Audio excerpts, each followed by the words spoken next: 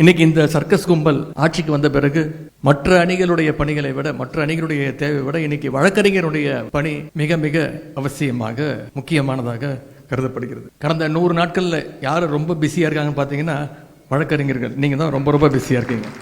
ஏன் பிஸியா இருக்கீங்கன்னு உங்க அத்தனை பேருக்கும் தெரியும். நின்னா கைது, நடந்தா கைது, பேசுனா கைது, சோசியல் மீடியால ஒரு போஸ்ட் போட்டா கைது அப்படின்னு ஒரு மோசமான பாசிச அரசாக இன்றைக்கு இந்த அரசாங்கம் செயல்பட்டு வருகிறது. அந்த அளவுக்கு இந்த அரசுக்கு இன்செக்யூரிட்டி ரொம்ப அதிகம். இன்னைக்கு தூங்கி எந்திரிச்சா யாரை கைது பண்ணலான்னு கிட்டத்தட்ட டைம் டேபிள் போட்டு, ஷெட்யூல் போட்டு இன்னைக்கு இந்த அரசு கைது நடவடிக்கைகளை எடுத்து வருது. 2 வாரத்துக்கு முன்பு 2ஆம் தேதி என்ன நடந்ததுன்னு நீங்களாம் மறந்துருக்க மாட்டீங்க. இந்த அரசு என்னையும் கைது செய்ய முயற்சி பண்ணாங்க. எதற்காக கைது? டெல்டாவில் விவசாயிகளுக்கு ஆதரவாக நம்முடைய தலைவர் சொன்னதன் பேர்ல தஞ்சாவூர்ல போய் ஒரு போராட்டத்தில் கலந்து கொண்டு பேசினேன். கிட்டத்தட்ட 22 நிமிஷம் பேசியிருக்கிறேன். நான் கூட நான் பேசுனதை வச்சுதான் ஏதோ கைது செய்ய வந்திருக்கிறாங்கன்னு நினைச்சேன். அன்னைக்கு காலைல 8 மணிக்கு காவல்துறை என்னுடைய வீட்டுக்கு வந்தாங்க. அப்புறம் பேப்பர் படிச்சுட்டு இருந்தேன், தொலைக்காட்சி பார்த்துட்டு இருந்தேன். என்னுடைய உதவியாளர் வந்து சொன்னார், இந்த மாதிரி தஞ்சாவூர்ல இருந்து வந்திருக்கிறாங்க போலீஸ். நான் போய் முடிப்பட்டேன், சரி கைது பண்ண வந்திருக்கிறாங்க. நான் உடனே யோசிச்சு பார்த்தேன், நேற்று என்னெல்லாம் பேசினேன். டம்மி முதலமைச்சர்னு சொன்னேன், அதை ஒத்துக்கிட்டாங்க. அதுக்கு எந்த ரியாக்ஷனும் இல்லை. கேடு கெட்ட அரசு அமைஞ்சிருக்கு, ஒரு வெக்கங்கெட்ட அரசு அமைஞ்சிருக்கு, இதெல்லாம் சொன்னேன். இதற்கெல்லாம் எந்த ரியாக்ஷனும் இல்லை. இதுக்கு தான் கைது பண்ண வந்திருக்காங்கன்னு நான் நினைச்சிட்டு இருக்கேன். என்ன சொன்னேன், இது என்ன அப்படி பேசிட்டேன்? டம்மி முதலமைச்சர், வெக்கங்கெட்ட அரசு, கேடு கெட்ட அரசு, எதற்கும் துப்பு இல்லை, தைரியம் இல்லை, விவசாயிகளை இப்படி நடு ரோட்டில் விட்டுட்டீங்க. வேற எதுவுமே நான் சொல்லலை. காவேரியில் தண்ணி வரணும்னு சொன்னேன். இது எனக்கு தோணவே இல்லை. நானே வெளியே போய் காவல்துறை அதிகாரி நின்று இருந்தாங்க, வீட்டுக்குள்ளேயே வந்துட்டாங்க. எதுக்கு வந்திருக்கீங்கன்னு கேட்டேன். ஐயா, நேற்று நீங்கள் தஞ்சாவூரில் பேசியிருக்கீங்க. ஆமாம் பேசுனேன். அதுக்கு என்னன்னா அது விஷயமா கைது பண்ண வந்திருக்கோம். காலைல 8:15 இருக்கும்.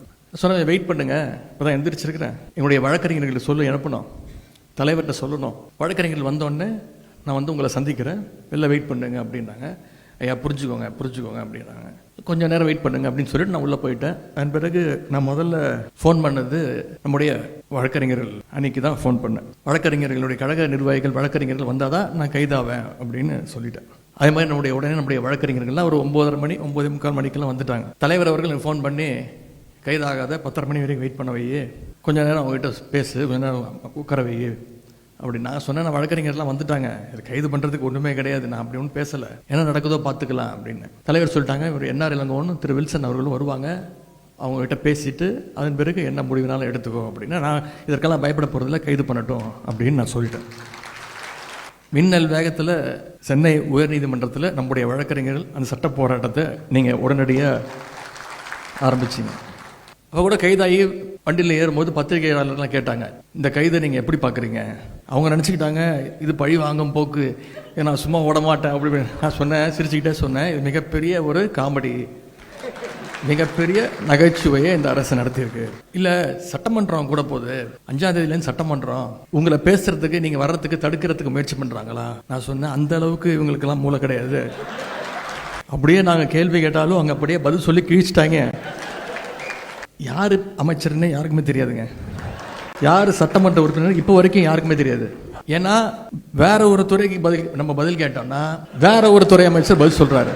ஒரு படத்தில் வரும்ல, நாம ஒரு கேள்வி கேட்டா நம்மளே ஆச்சரியப்படுற அளவுக்கு ஒரு பதில் சொல்லுவான் பாருங்க அப்படிங்கிற மாதிரி.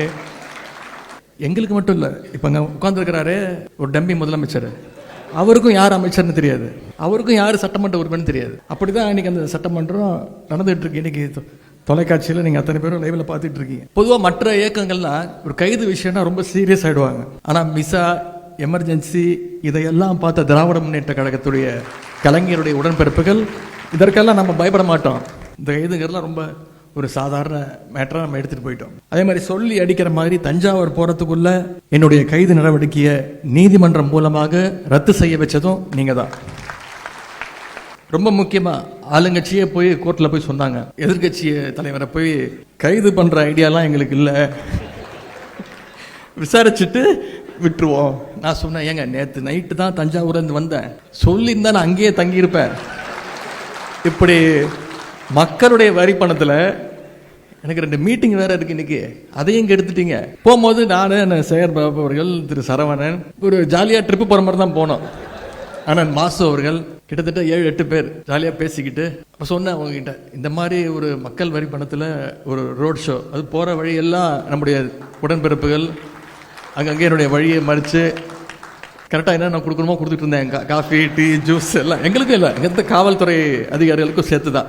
இப்படி ஒரு ரோட் ஷோ நடத்துறதுக்கு இந்த அரசு நமக்கு எந்த செலவுமே இல்லாமல் மக்கள் வரி பணத்தில் நாம் ஒரு ரோட் ஷோவை நடத்திருக்கிறோம். இந்த அரசுக்கு நாம் இந்த இடத்துல ஒரு நன்றியை சொல்லணும். தேர்தலுக்கு அப்புறம் கொஞ்சம் சோர்ந்து போயிருந்த நம்முடைய உடன்பிறப்புகள் இந்த டம்மி அரசு, டம்மி ஆட்சியாளர்கள் அவங்களுடைய செலவால், அவங்க பண்ண வேலையால் மறுபடியும் நம்ம பழைய ஃபார்முக்கு உடன்பிறப்புகளாக நம்ம இன்னைக்கு திரும்பி இருக்கோம். இதையெல்லாம் நான் என்னோட பெருமைக்காக சொல்லலை, வழக்கறிஞருடைய பெருமையாகத்தான் நான் இது அத்தனையும் இங்கே பதிய வைக்க விரும்புகிறேன். இந்த 3 மாதங்களில் 100 நாட்கள், நாளைக்கு என்னென்ன கூத்தரிக்க போகிறாங்கன்னு தெரியல சட்டமன்றத்தில். இந்த 100 நாட்களில் மட்டும் என்னை மட்டும் கைது செய்யலை. முன்னாள் அமைச்சர் அண்ணன் திரு அனிதா ராதாகிருஷ்ணன் அவர்கள் கைது செய்யப்பட்டு உடனே விடுவிக்கப்பட்டார். சட்டமன்ற உறுப்பினர், நம்முடைய சட்டமன்ற உறுப்பினர், விளாத்திக்குளம் சட்டமன்ற உறுப்பினர் அண்ணன் திரு மார்க்கண்டேயன் அவர்களையும் இதே மாதிரி கைது செய்து மிரட்ட பார்த்தாங்க. சட்டமன்ற உறுப்பினர் மட்டும் இல்லை, இப்போ துடிப்பாக வந்திருக்கக்கூடிய நம்முடைய ஜென்சி இளைஞர்கள் இந்த தேர்தல் தோல்விக்கு பிறகு யாரை எழுப்பி விட்டுருக்காங்களோ இல்லையோ, இந்த புதிய தலைமுறையினரை நாம் எழுப்பி விட்டுருக்கிறோம். இந்த தோல்வி மூலமாக நாம் எழுப்பி விட்டுருக்கிறோம். நாம இல்லை, இன்றைக்கு இருக்கக்கூடிய ஆளுங் அரசு. ஜென்சி இளைஞர்கள் சகோதரர் அன்பானந்தம், சகோதரர் வினோத் சூரியகுமார், சகோதரர் சரண், இவங்க எல்லாம் டார்கெட் பண்ணி கைது பண்ணாங்க. அது மட்டும் இல்லை, நான் தஞ்சாவூர் ஆர்ப்பாட்டத்துக்கு போயிட்டு வந்த பிறகு அங்கே யார் யாரெல்லாம் போராட்டம் பண்ணாங்களோ அவங்க மேலாம் வழக்கு பதிவு செஞ்சுருக்கிறாங்க, சிலரை கைதும் செஞ்சுருக்கிறாங்க. இன்றைக்கி அவங்க எல்லாரும் சட்ட போராட்டம் நடத்தி சிறையிலிருந்து அவங்க எல்லாம் மீட்டது யாரும் பார்த்தீங்கன்னா இங்கே வந்திருக்கக்கூடிய வழக்கறிஞர்கள். நீங்கள் தான் அதற்கு காரணம். அந்த பெருமை உங்களுக்கு தான். இந்த சோஃபா மாடல் அரசுக்கு நம்முடைய கழகத்தை பற்றியோ, கழகத்துடைய வரலாறு பற்றியோ, இந்த சட்டத்துறையினுடைய வரலாறை பற்றியோ அவங்களுக்கு இன்னும் முழுசாக தெரியல. கடந்த காலங்களில் முத்தமிழர் கலைஞருடைய கைதாக இருக்கட்டும், நம்முடைய கழக தலைவருடைய கைதாக இருக்கட்டும், இப்படி கழகத்திற்கு எப்பெல்லாம் நெருக்கடி வந்ததோ அப்பெல்லாம் அதை உடைச்சு தவிடுபொடி ஆக்கியது நம்முடைய சட்டத்துறை தான். ஆட்சி அதிகாரத்தில் இருக்கும்போது யார் வேணா யாரை வேணா கைது பண்ணலாம். ஆனால் பவரில் இல்லாத போது, சொல்லப்போனால் எதிர்கட்சியாக கூட இல்லாத போது, ஆட்சி அதிகாரத்திலேயே இருந்த ஒரு முதலமைச்சரையே ஊழல் வழக்கில் சிறைக்கு அனுப்பின துறை நம்முடைய சட்டத்துறை, திமுகவுடைய சட்டத்துறை. இப்படிப்பட்ட பல்வேறு பெருமைகளை கொண்ட உங்களுக்கு இன்னைக்கு வர்ற விஷயங்கள், நீங்கள் பார்க்குற நெருக்கடிகள், இதெல்லாம் மிக மிக சாதாரணமாக தான் நீங்கள் எடுத்துக்கொள்ள வேண்டும். நான் உங்ககிட்ட கேட்டுக்கொள்வதெல்லாம், இந்த 100 நாட்கள் விழிப்போடு இருக்கிறோம், இன்னும் கொஞ்சம் விழிப்போடு நாம இருக்க வேண்டும். இன்னைக்கு தட்டு தரு மாதிரி பவருக்கு வந்திருக்கக்கூடிய இந்த புதிய கோஷ்டி பார்த்தீங்கன்னா, யாராவது 1 சீட்டுக்கட்டில் 1 இருக்கும், 2 இருக்கும் ஜோக்கரு. இங்கே 52 ஜோக்கரு. நமக்கு தான் பேர் தெரியல, யார் அமைச்சர், யார் சட்டமன்ற உறுப்பினர். தமிழ்நாட்டு மக்களுக்கு தெரிஞ்சிருக்கா? தெரியல, யாருக்குமே தெரியல. அவங்களால அடமொழி வச்சு பேசினாதான் மக்களுக்கு புரியுது. லாட்ரி விற்கிற அமைச்சர் யாரு? பிளாக்ல லாட்ரி டிக்கெட் வித்த அமைச்சர் யாரு? திருட்டு விசிடி வித்த அமைச்சர் யாரு? உருட்டுக்கட்ட அமைச்சர் யாரு? பவுடர் போடுற அமைச்சர் யாரு? காக்கி டவுசர் அமைச்சர் யாரு? சங்கி அமைச்சர் யாரு? இப்ப கிட்டத்தட்ட கலந்துரையாடல் ஆயிடுச்சு. இப்படி அவங்க பேர் சொல்லி சொன்னா கூட உங்களுக்கு தெரியாது, அவங்களோட பட்ட பேர் வச்சு கூப்பிட்டாதான் நமக்கே புரியுது. இதுதான் இன்னைக்கு தமிழ்நாட்டு நிலைமை. நான் நிச்சயம் சொல்றேன், 3 மாசம் தான் ஆயிருக்கு. இனி போக போக ஒவ்வொரு அமைச்சரும் நிச்சயமா பெருசா மாட்ட போறாங்க. அதுக்கு வழக்கறிஞர் நீங்க தயாராக இருக்கணும். இன்னைக்கு நாம தொடர்ந்து பெயில் வாங்கிட்டு இருக்கோம். இன்னைக்கு அந்த கூட்டத்தை, அந்த கும்பலை பெயில் வாங்குற நிலைமைக்கு நாம நம்முடைய பணிகளை அமைச்சு கொள்ள வேண்டும். இந்த அரசு ஏதோ தூய்மையான அரசு, ஊழலற்ற அரசு, மாற்றம் அப்படின்னு சொல்லி கொண்டு வந்தாங்க. கடைசி என்ன பண்ணியிருக்கிறாங்க? நம்முடைய தலைவர் கொண்டு வந்த ஒவ்வொரு திட்டத்தோடைய பெயரை மாற்றிருக்கிறாங்க. வேற எந்த மாற்றமும் கிடையாது. எல்லாத்து மேலேயும் ஸ்டிக்கர் ஒட்டிக்கிட்டு இருக்கிறாங்க. இவங்க எப்படி ஆட்சிக்கு வந்தாங்க அதை நாம் அத்தனை பேரும் பார்த்தோம்.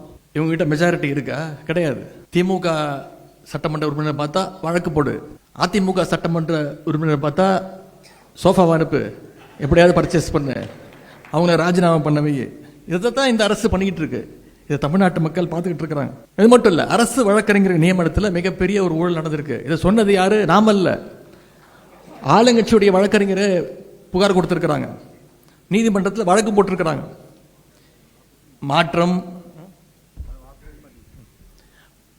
மாற்றம் தூய்மைன்னு இன்னைக்கு இதையே உருட்டிட்டு வந்தாங்க. ஆனால் இன்னைக்கு கல்லா கட்ட ஆரம்பிச்சிட்டாங்க. வெகு விரைவில் மாட்ட போகிறது உறுதி. அதற்கு நீங்கள் தயாராக இருக்கணும். இதையெல்லாம் ஆதாரத்தோடு நாம் வெளியில் கொண்டு வரணும். இன்னைக்கு பெண்கள், குழந்தைகள் தனியாக வெளியே போக முடியாத ஒரு சூழ்நிலை இந்த அரசு உருவாகி இருக்கு. கோவையில் இவங்க என்னன்னு சொல்லி ஆட்சிக்கு வந்தாங்க, போதைப் பொருளை ஒழிப்போம்னு சொன்னாங்க. இன்னைக்கு கோவையில் போதைப் பொருள் பற்றி தகவல் கொடுத்த கல்லூரி மாணவன், அவர் பேர் அமுதன், அவனை காவல்துறையே காட்டி கொடுத்துருக்கு. காவல்துறை கூப்பிட்டு கேட்டிருக்கு, இந்த பையன் எல்லாத்தையும் சொல்லியிருக்கிறான், யாரும் போதைப் பொருள் விற்கிறாங்க, யார் மூலியமாக சப்ளை நடக்குன்னு சொல்லியிருக்கிறாங்க. காவல்துறை யாரை பற்றி சொன்னாங்களோ, அந்த பையன் யாரை பற்றி சொன்னானோ அவங்கள கூப்பிட்டு விஷயத்த சொல்லிட்டாங்க. இந்த சட்டமன்றத்தில் பேச ஆரம்பித்தோடனே கல்வித்துறை அமைச்சர் பேச சொல்கிறார், கோஷ்டி பூசல், 10 பேருக்கும் தகராறு நடந்தால் அதுக்கு பேர் கோஷ்டி பூசல். 10 பேர் சேர்ந்து ஒரு பையனை அடித்தா அதுக்கு பேர் கொலை, அதுக்கு பேர் கோஷ்டி பூசலா? 10 பேரில் 20 பேர் கொண்ட ஒரு கும்பல் அந்த பையனை அடிச்சு கொண்டு இருக்கிறாங்க. இன்னைக்கு அந்த உயிரிழந்த அந்த பையனோட அம்மா யார் மேல் நம்பிக்கை வச்சிருக்கிறாங்க?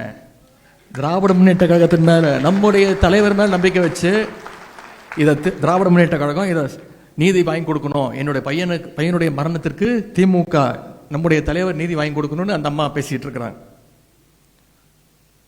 அமுதன் மரணத்துக்கு நீதி கிடைக்க நிச்சயம் திராவிட முன்னேற்ற கழகம் கண்டிப்பாக துணை நிற்கும். சட்டமன்றத்தில் நாங்கள் பார்த்துக்கிறோம், நீதிமன்றத்தில் நீங்கள் பார்த்துக்கோங்க. வழக்கறிஞர் அணியினுடைய பங்களிப்பு மிக மிக முக்கியம். உங்கள் பகுதியில் நம்முடைய கழகத்தைச் சேர்ந்த யார் மேலேயாவது இந்த அரசு பொய் கேஸ் போட்டாச்சுன்னா அவங்களுக்கு நீங்கள் உறுதுணையாக இருக்க வேண்டும்னு நான் உங்களை கேட்டுக்கிறேன். குறிப்பாக ஜென்சி இளைஞர்கள், இந்த ஜென்சி இளைஞர்களை பார்த்து இந்த அரசு பயப்படுது. அதனால தான் அவங்கள குறி வச்சு தூக்குறாங்க. நான் இன்றைக்கு கடந்த 100 நாட்களாகவே பொதுமக்கள், நம்முடைய கழக தோழர்கள், நிர்வாகிகள், ஒவ்வொரு அணியைச் சேர்ந்தவர்கள் தொடர்ச்சியாக ஒவ்வொரு நாளும் குறைந்தது 300 பேர் சந்திக்கிறேன். காலையாக இருந்தாலும் சரி, மாலையாக இருந்தாலும் சரி. அது அதிகமாக வர்றது பார்த்தீங்கன்னா அந்த ஜென்சி கூட்டம், ஜென்சி இளைஞர்கள் அதிகமாக வராங்க. ஜென்சி இளைஞர்கள் எத்தனை பேர் வராங்களோ அதே மாதிரி அடுத்த நாள் இந்த ஜென்சி இளைஞர்கள் உள்ளே தள்ளிட்டாங்க, பொய் கேஸ் போட்டாங்க, நாங்கள் தான் அவங்கள இப்போ காப்பாற்றி கூட்டு வந்திருக்கோம்னு வழக்கறிஞர் அணியும் கூட கூட்டிகிட்டு வராங்க. அதை பார்க்கும்போது மிக மகிழ்ச்சியாக இருக்கிறது. அவங்களுக்கு நம்ம முழுசாக சப்போர்ட் பண்ணணும். ஜென்சி இளைஞர்கள் இன்னைக்கு கொள்கை பேச ஆரம்பிச்சிருக்கிறாங்க. அதுதான் இன்னைக்கு இந்த ஆட்சியாளர்களை பயமுத்திட்டு இருக்கு. இந்த ஜென்சி உடன்பிறப்புகள் வயசில் சின்னவங்க, அவங்கள கைது பண்ணால் அவங்களும் அவங்க குடும்பமும் பயந்துருவாங்கன்னு இந்த ஆட்சியாளர்கள் கருதுறாங்க. எனவே அவங்களுக்கு நாம் உறுதுணையாக இருக்க வேண்டும். களத்திலையும் சமூக வலைதளத்திலையும் கழகத்திற்கு ஆதரவாக பேசுகிற ஜென்சி இளைஞர்களுக்கான பாதுகாப்பு அரணாக நம்முடைய கழக வழக்கறிஞர் அணி செயல்பட வேண்டும்னு நான் உங்களை எல்லாம் தாழ்மையோடு கேட்டுக்கிறேன். நிறைய இளம் வழக்கறிஞர்கள் என்னை சந்திக்க வராங்க. கழகத்து மேலே மிகுந்த ஆர்வத்தோடு வராங்க. கலைஞருடைய சாதனைகள், நம்முடைய தலைவர் செஞ்ச திட்டங்கள்லாம் கேள்விப்பட்டு இப்போ தான் வராங்க. அவங்களையெல்லாம் கண்டறிஞ்சு அவங்களுக்கான ஸ்பேஸை கொடுத்து அவங்கள ஊக்கப்படுத்தி நாம் அரவணைச்சு நீங்கள் எல்லாம் போகணும்னு நான் உங்களையெல்லாம் கேட்டுக்கிறேன். அவங்களையெல்லாம் வழக்கறிஞர் அணியில் சேருங்க, கழகத்தில் உறுப்பினராக சேருங்க, பொறுப்பு கொடுங்க, அவங்கள தட்டி வேலை வாங்குங்க, அவங்கள கைட் பண்ணுங்க. அது இன்னைக்கு மட்டும் இல்லை, எதிர்காலத்துக்கும் நம்முடைய கழகத்திற்கும் மிகப்பெரிய ஒரு வலிமையாக நிச்சயம் அது மாறும்.